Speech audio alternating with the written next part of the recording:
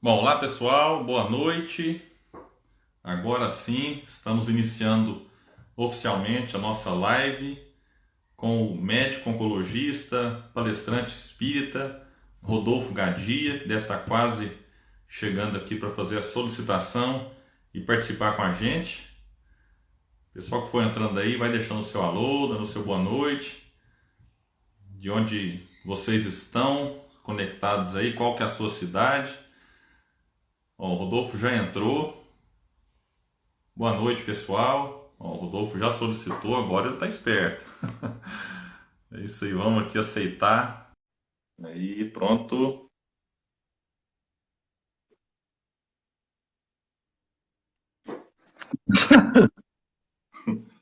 Ó, Tem essa que ligar a é câmera aí, o Rodolfo. argumento aqui do trabalho. Pera aí. Aí, ó. Vou aprendendo, gente, vou aprendendo. É isso aí. Boa noite, Rodolfo, novamente. Boa noite, pessoal. Boa noite, amigos. Tudo É um bem aí? prazer, né, estar aqui com vocês. A Amanda do Geld, pessoal que está chegando aí. A gente está aqui muito feliz, né, por essa oportunidade, né, de estar compartilhando um pouco do nosso estudo, nas nossas reflexões. Lembrando que o tema de hoje é o impacto do coronavírus no corpo e no espírito. O Rodolfo ele é médico oncologista, mas também é palestrante espírita. Eu sou expositor espírita, sou empresário, não sou da área médica, então vou deixar a parte do corpo só com o Rodolfo. Eu vou dar alguns pitacos aqui na parte do espírito. E para a gente não alongar muito, está tendo um jogo de luz aqui, você viu? Está tendo manifestação física aqui na parte elétrica da casa. Estão vendo que não alongar muito, eu gostaria só, Rodolfo, de fazer uma pequena introdução. Deixa eu só te perguntar, tem algum telefone aí perto de você que está com áudio? Tá Além do seu? dando. Porque Não, eu tô parece que perto tem um do retorno. monitor aqui. É que parece que tem um retorno no áudio. Espera aí um pouquinho. Tá dando retorno? E aí? Vamos ver, parece que melhorou. Vamos lá então. Tá melhor?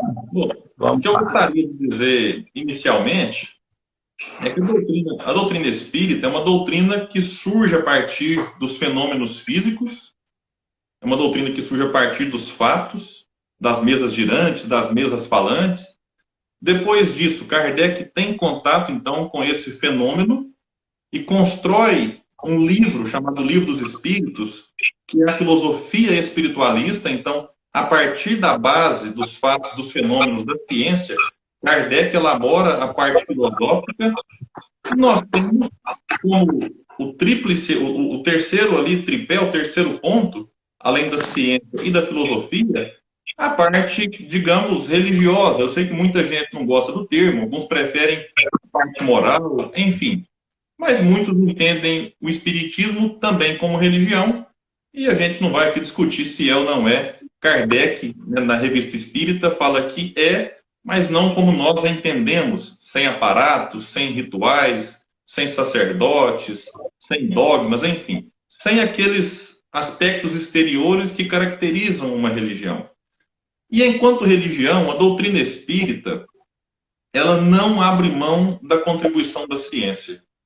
Então, o que eu acho interessante é isso, porque ao longo de séculos e séculos, nós observamos que a religião que dominava, ela não aceitava as explicações da ciência.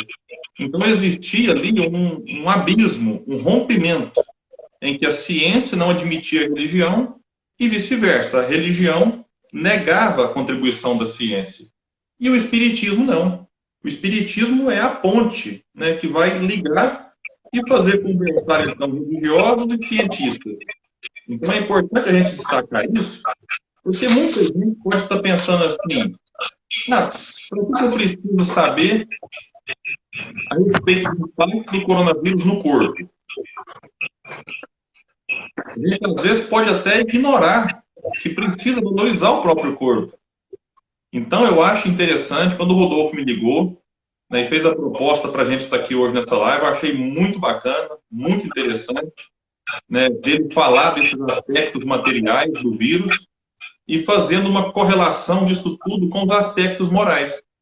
Então, eu faço essa introdução só para deixar o Rodolfo muito à vontade, né, e devolvo a palavra para ele, um amigo querido, né, é um prazer, uma alegria estar aqui com você. Fique à vontade, então, para trazer a sua contribuição para esse estudo de hoje. Obrigado, William. Vamos ficar bem como se a gente tivesse um na casa do outro, né? Mesmo que virtualmente. Então a ideia é um bate-papo mesmo, porque eu acho que de informação do vírus, estatística, do que está acontecendo, eu acho que a gente, num modo geral, já está até um pouco saturado, né? Você vê que é informação demais, é live demais, mas isso é bom, porque também a gente vai se conectando, vai se mantendo para não ficar tão também sozinho, com os pensamentos, né, às vezes ruins, sem muita esperança, preocupado com a situação. A ideia aqui é tentar fazer uma pegada mais otimista, porque dentro do que a gente vai atrás e estudando a parte da doutrina espírita em relação a todos esses movimentos, que não é o primeiro e também definitivamente não vai ser o último, mesmo porque o ciclo de vida é contínuo, né? É uma evolução contínua. Então são só momentos em que dá uma apertadinha para a gente entrar no eixo. Eu acho que é só um ajuste de rota e reforço de fé. Antes de entrar basicamente, né, nas alterações físicas aí que o vírus está causando na gente, muita gente trabalhando na espiritualidade vai em centro, né, ou vai na sua igreja, que seja, ou vai no seu culto evangélico, e lá às vezes tem manifestações do Espírito Santo, Pentecoste, as pentecostais, né, as igrejas pentecostais, tem manifestações do Espírito Santo, aí tem os louvores, fala em língua, dons de cura, dons de profetização, e dom do louvor, são os ministérios, né? Isso eu estou falando da questão que é o envolvimento espiritual, ele independe da religião. O espiritismo é só interessante, é tipo uma porta onde a gente tenta codificar melhor, no início de uma codificação de um grande mestre, e a gente ainda tenta escutar melhor, codificar melhor a informação que os espíritos estão tentando passar para a gente há um bom tempo. E nessa parte, voltando na parte espírita, todo mundo vai em centro, toma paz, aí faz o trabalho mediúnico, aí tem a desobsessão, e aí vê a manifestação dos espíritos, aí faz consulta com o mentor, às vezes está com dificuldade de doença, agenda o atendimento, tem centros que trabalham na parte mais de cura, agenda a cirurgia espiritual em casa, segue direitinho, fica lá, respeita, né, o repouso. Eu vejo isso muito no consultório, eu acho legal, bacana, da questão do fortalecer a fé, né? Então respeita o repouso pós-operatório espiritual, segue no tratamento com água crítica, contato com o espírito, fala de espírito, fala da vida após a morte, enfim, vai falando. Aí quando chega uma aula prática aí pra gente, né? É tão interessante isso. Na aula prática, porque só a teoria é interessante. Na aula prática de saber o que é viver e morrer, de vida e morte, todo mundo morre de medo. E aí fica todo mundo desesperado. Eu fico imaginando o plano espiritual. Os espíritos olhando assim, falando, nossa, É a fé, né? que isso? Esse pessoal fala de espírito, fala de vida nos dois planos o tempo todo, mas numa coisa que vem e aperta a gente, põe a gente com a sensação de que pode ter uma doença grave, gravíssima, em alguns aspectos, e morrer por insuficiência respiratória, todo mundo fica desesperado, mas aí é porque tem uma outra lei agindo aí, a lei de preservação. A gente se preserva. A gente se preserva não porque, no fundo, a gente não tem medo de morrer.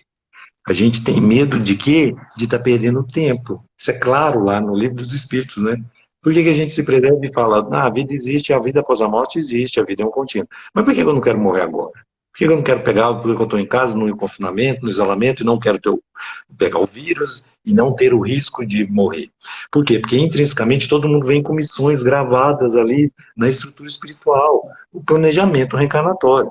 Então eu não, no fundo, todo mundo tem que cumprir algumas coisas, às vezes posterga umas, faz outras, Uhum. Só que nesse trânsito entre o tempo, que é o principal agente transformador, o tempo.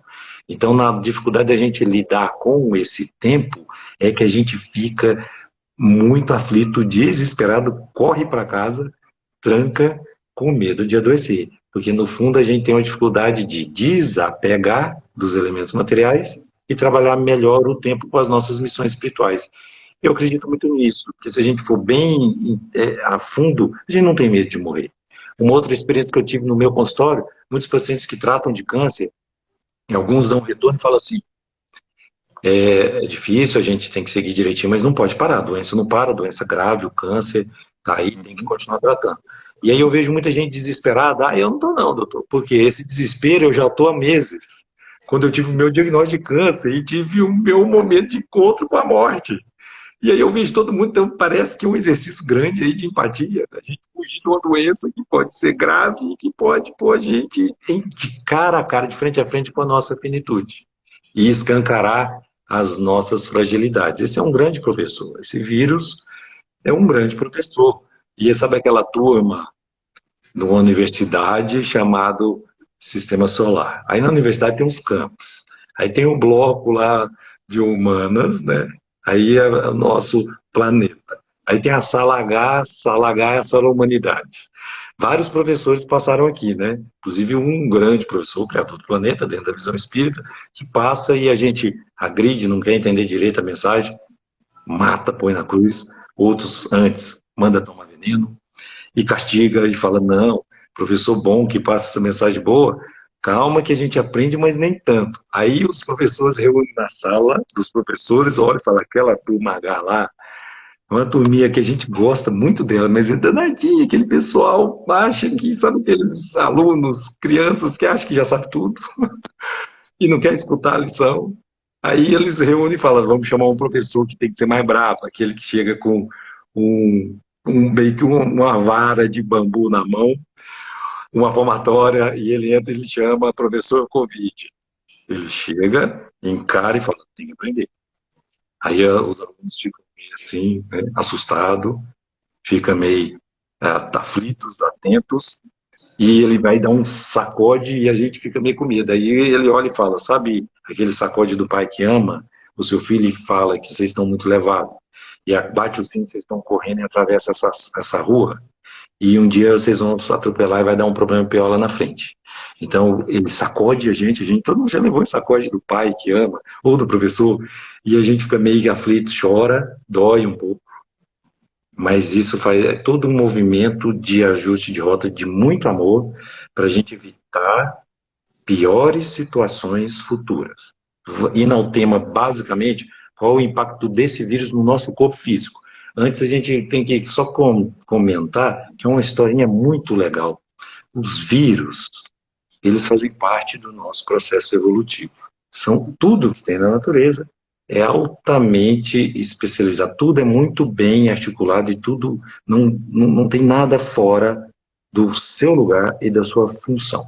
Há mais ou menos 3,5 bilhões de anos atrás, a Terra tem um 4,5. Então, mais ou menos 3,2, 3,5 bilhões de anos atrás, tinha uma briga alucinante num caldeirão chamado Terra. A gente está muito longe disso.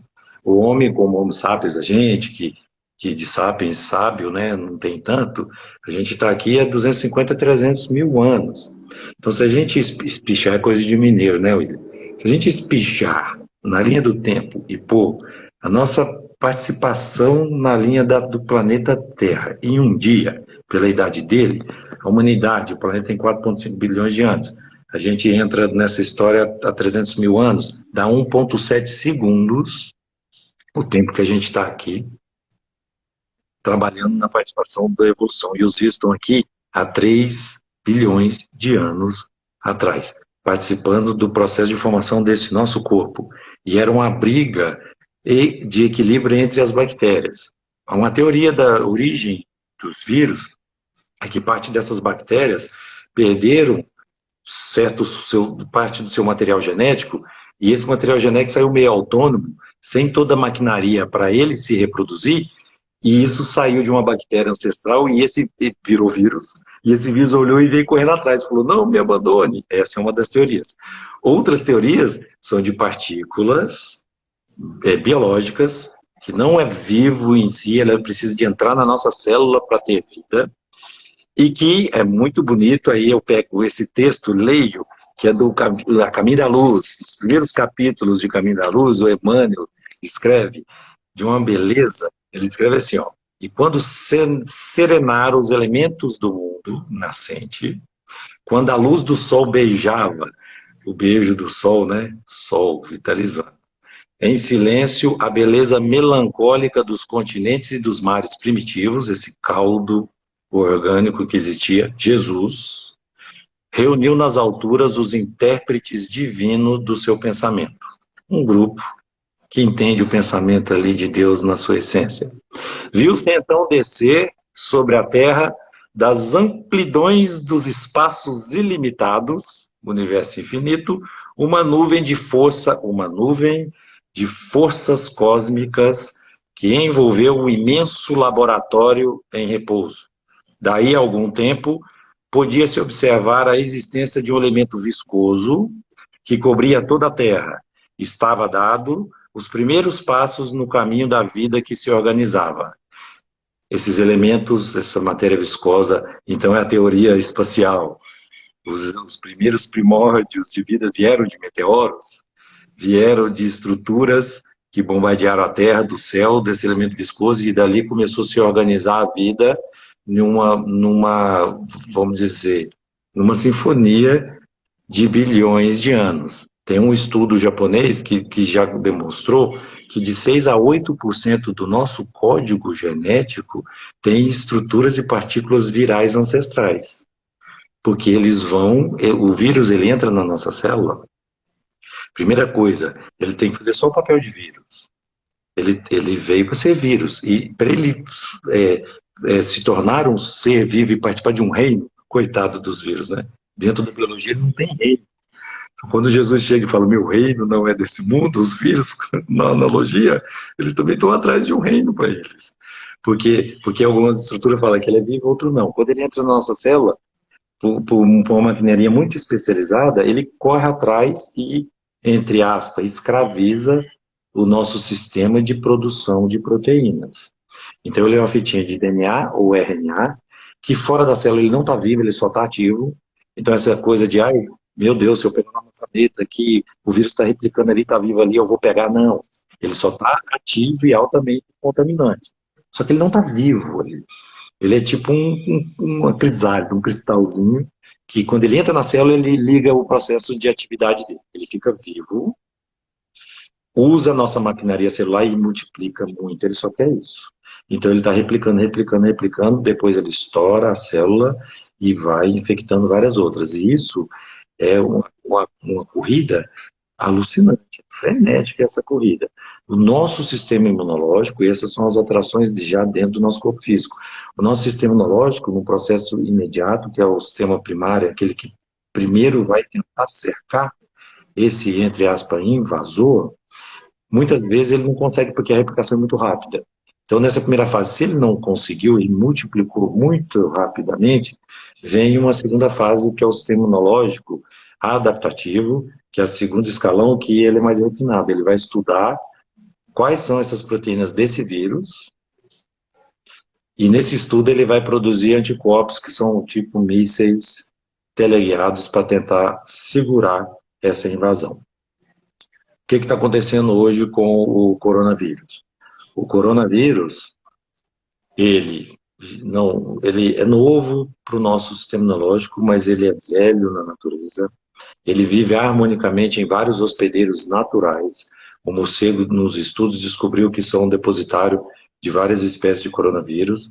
4, eles falam de 6 a 7 coronavírus, 4 são muito inócuos para a gente, por incrível que pareça. Dá só uma gripe, um ligeiro mal-estar e uma gripe.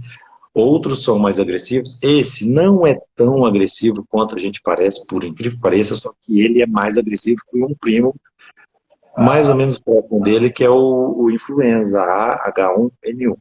O influenza é um outro tipo de vírus que dá também um síndrome gripal, só que esse coronavírus, ele, pela OMS atualmente, demonstrou que ele é 10 vezes mais mortal do que um vírus da gripe, vamos dizer simples, o influenza H1N1. Por isso toda essa preocupação.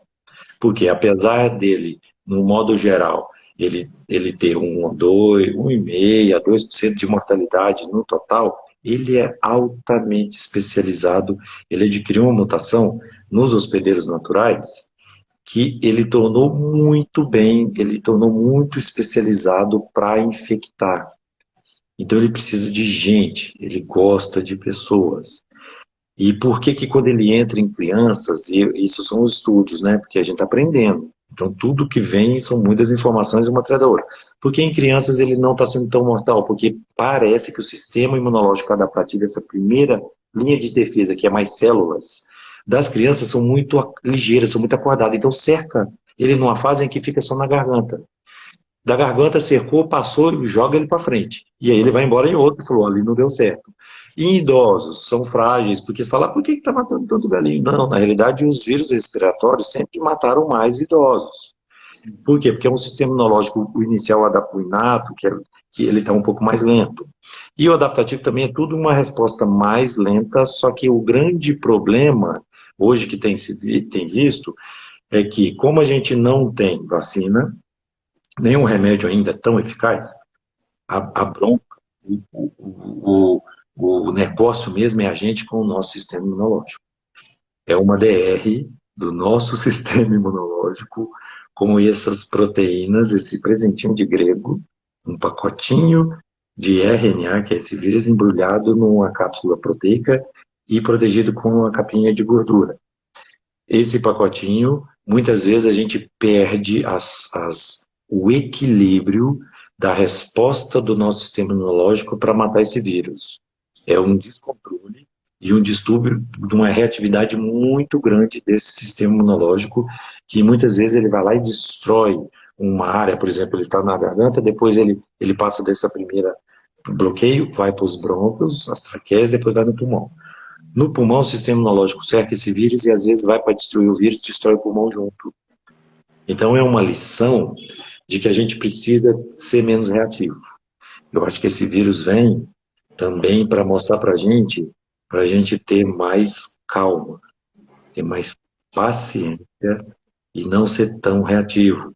Ele participa, eu acho que muitas das crianças, aí na parte espiritual que a gente vê também no Caminho da Luz, do processo de melhoria genética de corpos, de uma fase lá atrás, que era necessário melhorar geneticamente corpos físicos para a entrada de espíritos que tinham um corpo espiritual mais elaborado para ter uma conexão.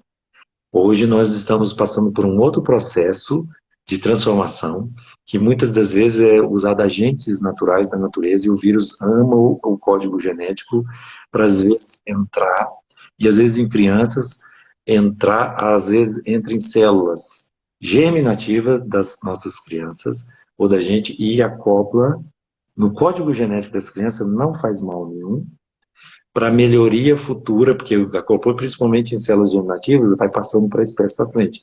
Pode ser que a gente possa estar passando por uma fase de melhoria de corpos físicos, para espíritos, eu acredito que agora não vem para um exílio pela mudança vibratória do planeta, espíritos em missão, Divaldo é bem claro falando de espíritos que estão migrando de Alcione, né? Sistema, a constelação de Alcione, que são espíritos de uma bagagem intelectual e moral melhor, de um corpo espiritual mais elaborado para ter corpos físicos também mais refinados e principalmente menos reativos, mais calmos, tranquilos, para a gente trabalhar num novo processo de regeneração, trabalhar virtudes do espírito. Para isso, tem que treinar ainda alguma das nossas mazelas, e essa é uma grande mazela, uma grande chaga hoje da humanidade, o egoísmo. No auge, no ápice do nosso egoísmo, pelo medo de morrer, eu estou trancando, ficando em casa e treinando um pouco mais a calma, a paciência e um exercício para me autoconhecer. Então primeiro eu não posso ter o vírus porque eu não posso morrer, depois eu tenho que proteger meus filhos. Depois eu protejo os outros que estão fora de casa. mas está tudo bem. Esse ainda é um mecanismo que a gente ainda tem uma força muito grande no apego, mas é através desse apego que a gente está sendo treinado para ter essas participações e ajudas mútuas. Não tem como. Ele vem para dar um cheque no nosso sistema imunológico para a gente aprender e vai acabar saindo a vacina, porque toda a humanidade está indo. É um sistema um pouco simples, ele é bem maior do que o H1N1, mas ele vai sair essa vacina.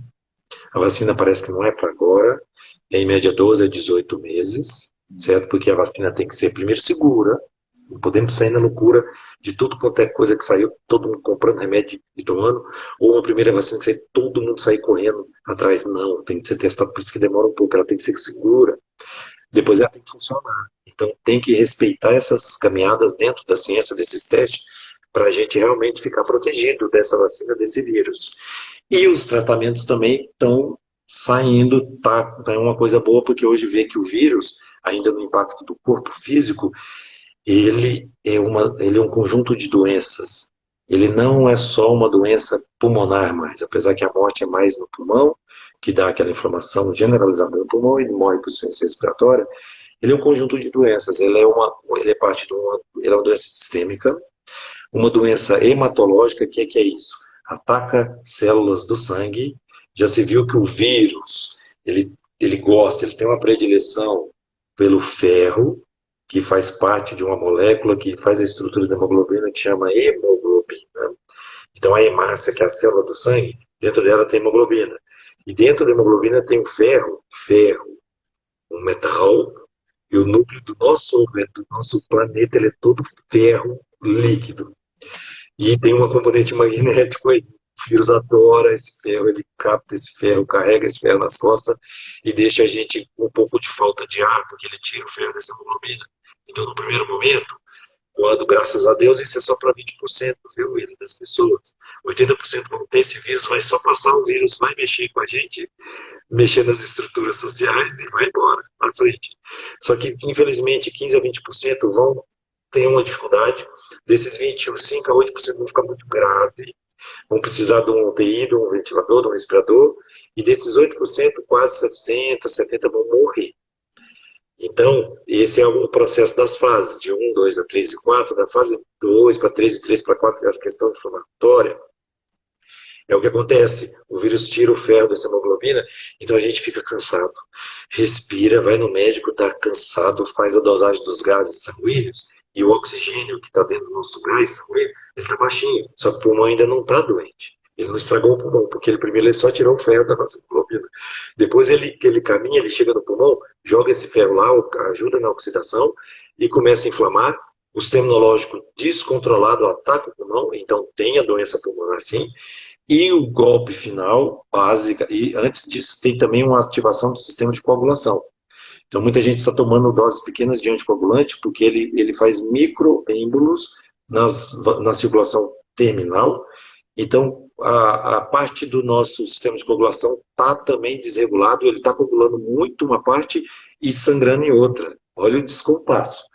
Certo? Então eu estou sem oxigênio direito nas minhas hemácias, eu estou com o meu sistema de coagulação descontrolado e o meu sistema imunológico agora está atacando de maneira também errada esse pulmão e inflamando esse pulmão.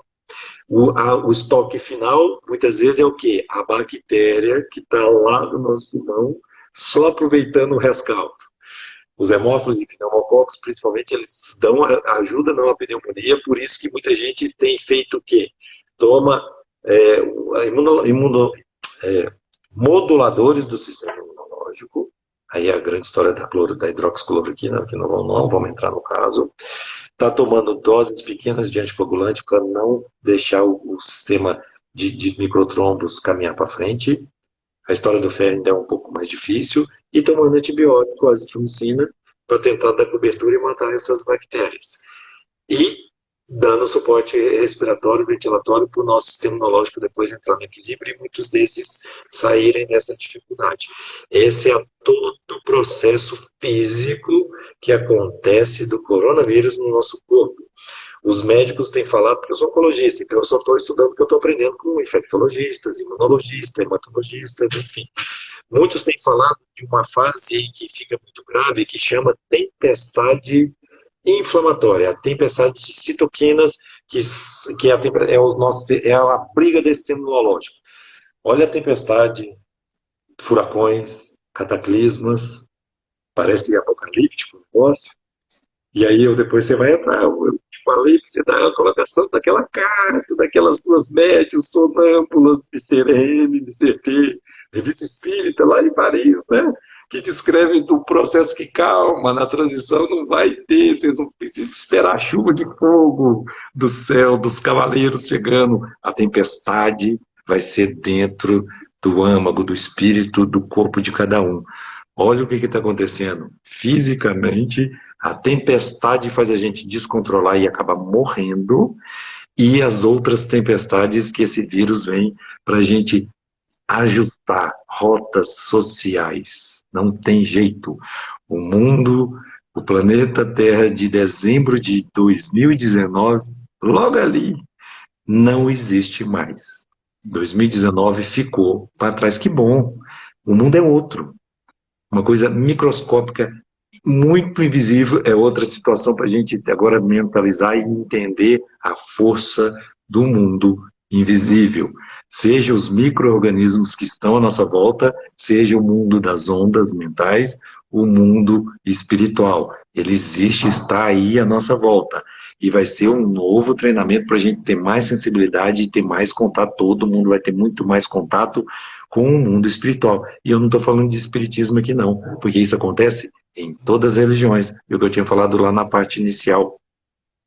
As religiões, você vê que a gente tem visto muita gente falando em Deus, falando em espiritualidade nesse momento, até por uma questão de sanidade mental mesmo, equilibrar o espírito, todo mundo em casa, trancado, atrás de live.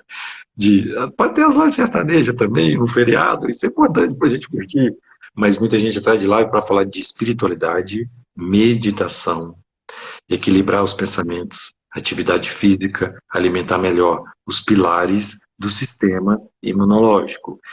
Todo mundo falando em Deus, do Papa aqui rezando e pedindo para os cristãos ou não cristãos, isso independe se eu sou cristão ou não, é conectar com a espiritualidade pedindo Deus para iluminar os cientistas, olha que beleza. Porque nas pandemias lá atrás, desde a peste negra, gripe espanhola, mais ou menos na peste negra, sempre tinha uma mistura. É o que você falou no começo, né? A briga de poder entre ciência e religião. Então sempre o religioso chegava e falava é castigo de Deus. Imagina uma pessoa que vivenciou numa encarnação a peste negra. Eles já tinham conhecimento, 1300 e alguma coisa, fim de 1200 para 1300, e aí, naquele momento aqueles espíritos acharam que o Apocalipse era aquele momento. Ele já tinha a Bíblia na mão, falou, é castigo, o Apocalipse está começando agora. E não foi, passamos. Depois veio a guerra, a Primeira Guerra. Acabou a Primeira Guerra, sempre vem também um agente transformador e limpador de miasmas. Aí veio o H1N1. Sabe essa vacina que a gente toma todo ano? É uma superversão melhorada do H1N1 de 1918, que matou em média 60 milhões de habitantes num mundo que tinha 2,3 bilhões. Matou 60 milhões. Muito mais do que agora, nós somos 7,770 bilhões, e matou o quê? Se a gente for acompanhar os números de agora, né? Não chega a 100 mil. Quase 200 mil. É claro que há notificação, né, Rodolfo? É claro que existe uma subnotificação, né? Então os números eles não são reais, como também não eram totalmente corretos naquela época. Então, a gente fala de aproximados, mas proporcionalmente falando, é claro que a gripe espanhola, né, é claro que o coronavírus, a gente está numa fase agora de adaptação, então é difícil falar em quantidade, porque a gente está vivendo o processo, né? E tem muitos países que ele não chegou ainda, então a gente tem que, é só com distanciamento histórico para a gente fazer uma eventual comparação, mas eu acho, opinião minha, ele não vai ser comparável à gripe espanhola, né? Então, é só para a gente destacar isso. Teve duas perguntas aqui que eu acho que são interessantes e que você tocou num ponto importante aí em relação a sistema imunológico. E aí duas pessoas, a Cristina perguntou assim, como saber como está nosso sistema imunológico? E vinculado a essa pergunta, a Amanda, perguntou assim: como melhorar nosso sistema imunológico? Que é o grande desafio aí também, né? Até para a gente, quando pegar esse coronavírus, com mais forte. O que você pode dizer para nós sobre isso? Mente sã, corpo são. E como sabe, não existe um sistema imunológico, porque está todo mundo correndo atrás de medicamento, fitoterapia, homeopatia, isso é válido, é importante, mas é só um mecanismo da gente buscar para equilibrar e tomar o remédio, sentir a proteção do remédio, mas é equilíbrio mental. Entendeu? Tem muito disso de uma sugestão, porque todo mundo atrás de medicações para aumentar o sistema imunológico. Isso não existe. Não existe um sistema imunológico aumentado, pelo contrário. Se o meu sistema imunológico está muito aumentado e desregulado, tudo é uma questão de equilíbrio. Eu desenvolvo doenças da imunidade, doenças autoimunes. Então, o sistema imunológico não pode ficar muito alto, mas também não muito baixo. A questão é, então, como eu me proteger e não deixar meu sistema imunológico tão frágil, baixo. Isso é importante. A alimentação saudável. Olha, a lição também, aí é espiritual e física ao mesmo tempo. Está na hora da gente regrar e revisar todas as bases do nosso sistema de alimentação. Inclusive até aprender a comer menos. O engraçado, né? Enquanto tem um que está morrendo pela boca, a maioria de muitas doenças degenerativas, câncer, nós estamos morrendo pelo excesso de comida, morrendo pela boca e desperdiçando comida. Enquanto tiver esse descontrole, vai ter 900 milhões de pessoas passando fome ou em crise de risco alimentar iminente, com necessidades calóricas. Por quê? Porque tem um com excesso e outro não tem nada. Tem para todo mundo. A OMS, ela orienta, junto com a FAO, ela orienta que em 2020, eu não sei como é que vai ser agora, eu acho que é tudo um aprendizado muito rápido. Esse coronavírus está fazendo um intensivão de melhoras condutas, de várias das maneiras. Em 2020, a população, desculpa, 2050, eles estimam que a gente vai ter quase 10 a 11 bilhões de habitantes do planeta. Não vai ter comida para todo mundo no sistema de alimentação de agora. Então a gente não pode falar em sustentabilidade mais, em vários outros mecanismos ecológicos. A gente tem que falar em regenerabilidade. Se a gente continuasse do jeito que está, não é sustentável mais o planeta. A gente chegou num limite em que ele já estava bastante doente.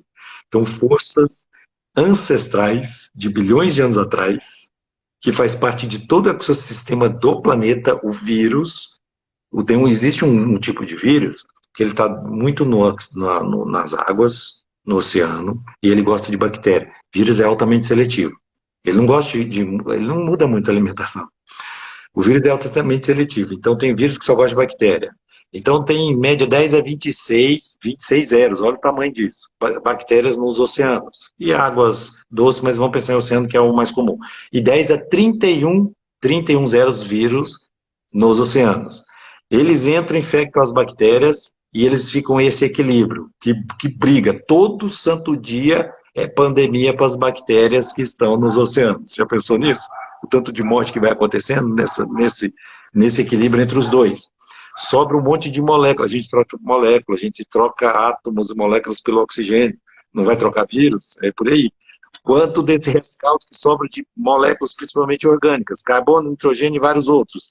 Imagina esse caldo no oceano, aí tem um outro ser unicelular intermediário entre alga e bactéria, que chama cianofícias. Vocês lembram dessas cianofícias? Das aulas de biologia? Essas algas, elas estão especializadas, ela tem esse nome porque tem clorofilas que faz a fotossíntese, especializadas que deixa ela um pouquinho de cor, em azul, meio esverdeada, mas enfim, para ser mais breve, parte dessa briga dos bacteriófagos são os vírus que amam a bactéria, sobra carbono, nitrogênio nesse caldo, essas cianofícias incorporam, olha para o sol, olha o sol aí, né? Pega o sol, produz glicose para ela e solta oxigênio para a natureza. 80% do oxigênio do nosso planeta vem das águas. Os outros 20% vêm das florestas. Nós dependemos de maneira visceral.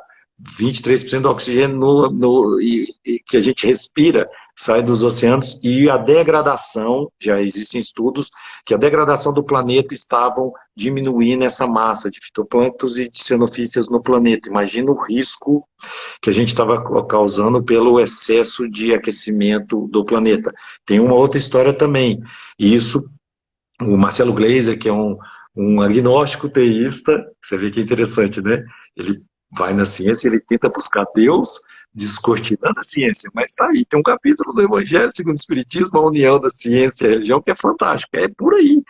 Unindo os dois, vai descortinando, porque tá tudo aí. A ciência nada mais é do que a gente só ir levantando o véu da nossa ignorância. Tá tudo aí. Enfim, onde que eu vou chegar do questão do sistema imunológico?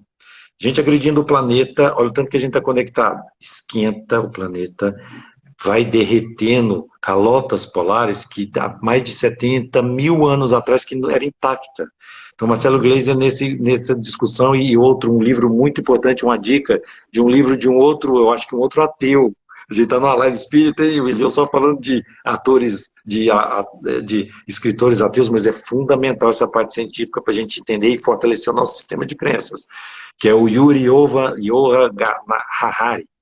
Yuri Noah Harari, que ele é um israelense, que ele escreveu o Sapiens, uma breve história da humanidade, escreveu o Homo Deus e escreveu um outro livro que esse é para agora, eu acho que é uma dica muito boa, viu? Ele chama 21 lições para o século XXI.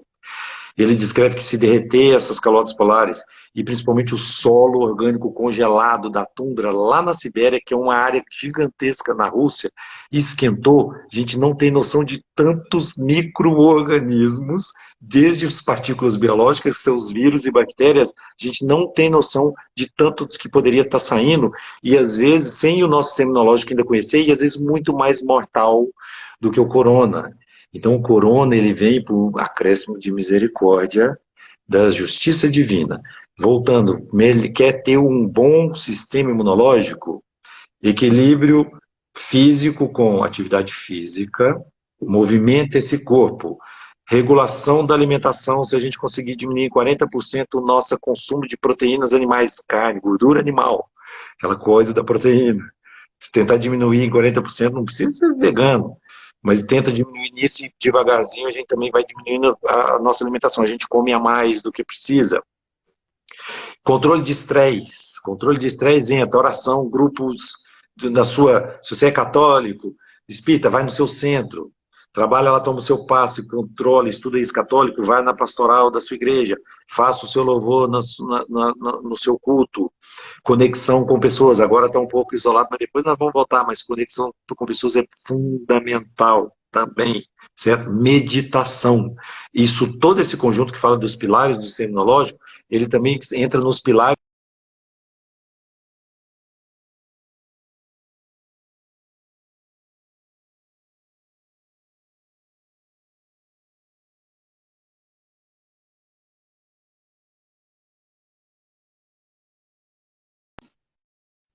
Tá me ouvindo bem? Continua me ouvindo? Será que caiu só a dele? Tá ok, Eu estou Rodolfo? te ouvindo bem. Voltamos. Estou te ouvindo bem. Quer complementar uma coisinha aí? Se não quiser, eu vou complementar, mas não sou eu não, é uma mensagem espiritual boa, mas fala um pouco, William, eu quero te escutar, William, estou com saudade, cara, fala aí. O que eu separei aqui para gente, nesses minutos, né, nós temos aí 17 minutos, o Instagram, ele não tem piedade, ele corta mesmo. A gente tem que... Ele é Corona Instagram, Instagram é o vírus. Ele vem... O que eu destaquei, porque a gente fica preocupado às vezes, Rodolfo, igual você disse muito bem, eu achei isso fantástico, é que a vida de antes não existe mais. A gente às vezes fica, né, na ansiedade de voltar à normalidade, eu vejo muito assim, eu tô louco para esse vírus passar para eu voltar como era antes. A notícia é, não existe mais a vida de antes. Não existe mais. Em vários aspectos, nós teremos uma transformação material, em vários sentidos, e nós precisamos observar agora como eu, enquanto espírito imortal, seguirei daqui para frente. Que a gente fala tanto em transição planetária, tudo agora é culpa da transição, né? Tudo é regeneração, faz parte, faz sentido. Só que a gente precisa entender, e é o que Kardec coloca muito bem para nós, né, na Gênese e em vários outros momentos, é que, na verdade, o que precisa é a transformação do ser humano, né? Em alguns aspectos, o planeta avança, mas a grande pergunta é: como é que eu, William Jacob, como é que você, Rodolfo, como é que as centenas de pessoas que nos acompanham aqui agora, sairemos deste momento? Né? E aí eu trouxe aqui o impacto do coronavírus no espírito, porque esse impacto ele pode ser positivo e pode ser negativo. Né? Eu posso sair desse coronavírus mais indiferente do que eu estava antes. Rodolfo, eu acho que enquanto eu estou falando, eu estou me ouvindo aqui, não sei se é o meu ou o seu aí, mas vamos lá. Melhorou? Porque parece que sim. Porque, Vai, como vai, filho. você disse muito bem, que 80, 85% das pessoas, elas nem saberão que estão ou que já estiveram com o coronavírus. Então, a questão é, tudo bem, eu estou numa zona que não é considerada de risco. Mas e aí? Por esse motivo, eu preciso ficar indiferente àqueles que estão na zona de risco? O que a gente observa, inclusive, são muitas pessoas totalmente despreocupadas com a possibilidade delas contaminarem os outros. E então elas não se cuidam, elas não se atentam aos cuidados da higiene, elas não fazem as medidas, elas não cumprem as medidas de prevenção. Por quê? Porque elas estão numa idade considerada segura. Então essa pessoa, ela desenvolve, ela amplia a indiferença que ela já trazia, né, são os assintomáticos, como a Marina acabou de destacar aqui. Então, não é porque eu sou assintomático que eu preciso ignorar que o outro que eu estou em contato pode estar no grupo de risco e pode vir a falecer por conta de um vírus que eu transmiti de maneira imprudente. A imprudência das pessoas no trato do vírus, ela pode piorar. A gente pode pensar assim, mas eu sozinho no mundo, que impacto que eu vou ter no mundo? Rodolfo disse no começo, tudo isso, ao que tudo indica, começou com um chinês lá do outro lado do planeta. E agora estamos nós recebendo o impacto que começou num ponto. Então, se eu ignoro a minha responsabilidade no coletivo, eu estou recebendo o impacto, né, ou ampliando em mim uma indiferença que eu já trazia. Então, eu posso sair desse coronavírus, olha, o que a gente tem que pensar, né, com o coração mais endurecido. Né, eu preciso pensar que, mas na minha cidade os números estão tranquilos, então não devo me preocupar. Deve se preocupar.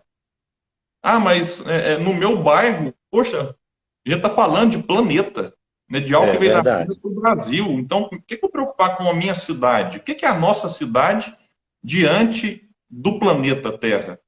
Então, esse tipo de colocação, elas refletem muito daquilo que Kardec coloca como sendo o principal entrave para o progresso do planeta, que é o egoísmo, né? Que a partir do egoísmo, eu manifesto ali o meu interesse pessoal, em que muitas vezes esse interesse pessoal se sobrepõe ao interesse coletivo. E o mundo de regeneração que a gente precisa, e que ele espera que seja assim, é um mundo em que eu consiga me imaginar um ser conectado aos outros. Não existe mais o problema do Rodolfo, ou o problema da Giovana, ou o problema da Emanuele, que são as nossas esposas, né, que são só para prestigiá-las também. Mas é um problema nosso. A fome na África é um problema meu. O problema que acontece na Venezuela, independente do regime político que lá está, que as pessoas às vezes politizam tudo.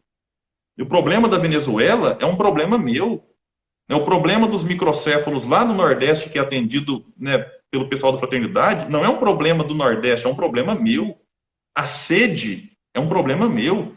Então, eu acho que, espiritualmente falando, esse vírus ele vem nos mostrar que não existe mais o meu mundo ou o seu mundo, existe o nosso mundo. E se eu saio desse coronavírus como antes, poxa, que sentido ele fez intimamente? Então, que colocou que agora pessoas que não vão utilizar máscaras porque são saudáveis. Eu estou vendo isso, eu estou, né, inserido no mercado de trabalho e a minha profissão é considerada essencial. E eu lido com isso. Pessoas que não estão nem um pouco preocupadas e não usam máscara, não é porque não encontraram, é porque acham desnecessário. Então, sabe essa questão da máscara, William? Desculpa te interromper. Ah, Olha fica à que vontade. coisa interessante essa máscara. Humanidade muito mascarada, né? A gente achou que estava podendo, sabendo de tudo, tecnologia, evolução, pisou na Lua. Agora eu vou mando uma sonda e vou dominar o não o mundo, porque o mundo eu já domino, vou dominar o universo. Muito mascarado a gente estava e com máscaras. Eu sou um aqui, é igual que você falou do problema que tem que ser de todos. Então eu sou um aqui, eu sou um outro lá no centro, aí eu sou um outro no meu trabalho, eu sou um outro com meus amigos, eu cheio de máscaras.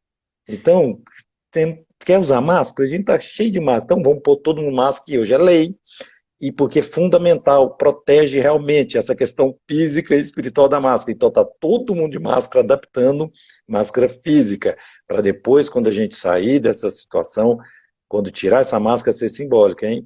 Tirar todas as máscaras, dilui ou junta todas as nossas pessoas, junta e tenta juntar o que a gente está falando aqui, o discurso, com a ação.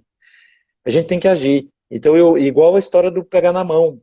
Não podemos mais tocar, tem que aprender. Depois vai ter um momento que vai estar mais tranquilo essa pandemia, então nós vamos poder cumprimentar na mão de novo e abraçar.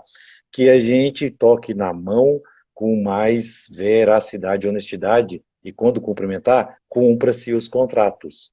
Cumpra-se. Eu Uhum. não vou te abraçar mais e te dando faquinha, tapinha e faca nas costas.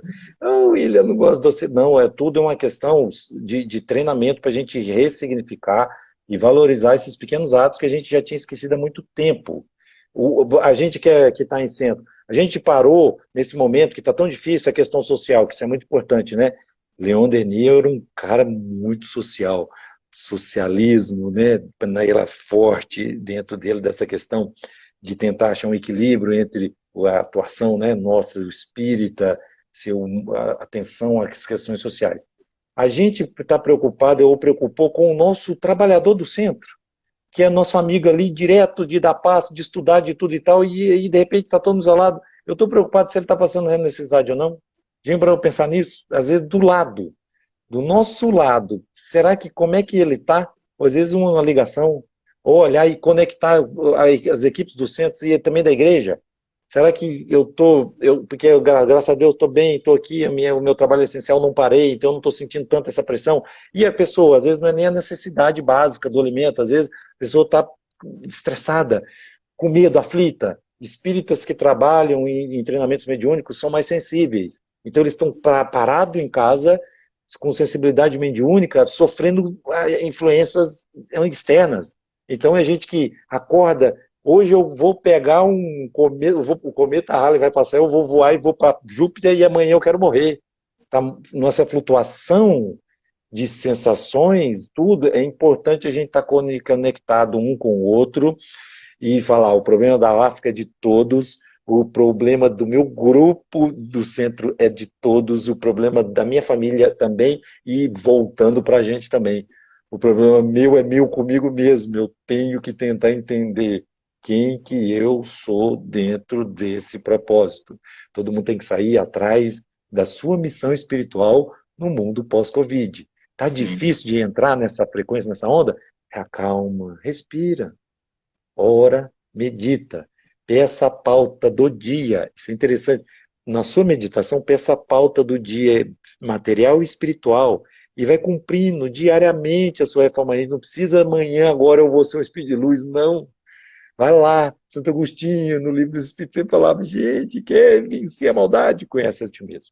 Conhece a ti mesmo.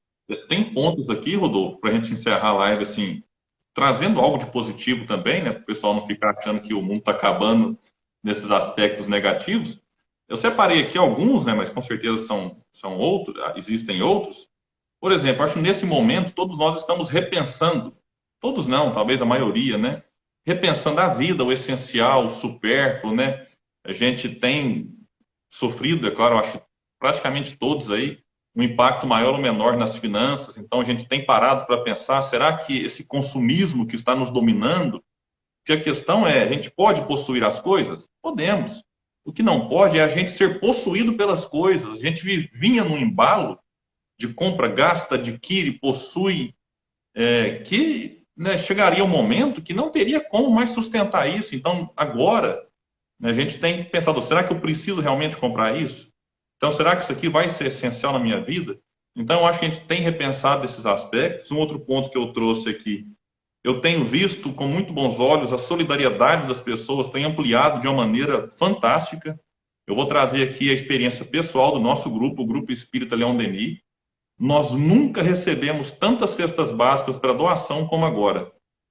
Estou trazendo a experiência nossa, do nosso grupo. Nós criamos, é claro, uma campanha, também passamos a pedir mais, e nós nunca tivemos, nos dois pontos, tantos pedidos de cesta básica de doação e nem tantas pessoas doando cestas. Então, aumentou, e talvez, em 10 vezes no nosso grupo a quantidade de doação de cestas básicas de pessoas que nos procuram para ajudar. Eu tenho visto com muito bons olhos, né, o que a gente falou lá no começo, eu vou trazer de novo. O respeito à ciência parece que aumentou bastante. A gente tem visto vários irmãos de outras religiões, né, que professando a sua fé, mas agora entendendo que a ciência cumpre um papel fundamental e a gente precisa valorizar mais, evitar essa negação de só Deus ajuda e negar tudo o resto. Eu acho que Deus, inclusive, nos traz a ciência, como Kardec vai nos dizer, como uma forma de nos auxiliar. Essa questão de templo religioso, né, é doída, doloroso. Eu gostaria agora de estar no nosso centro, estudando, abraçando as pessoas, pegando na mão.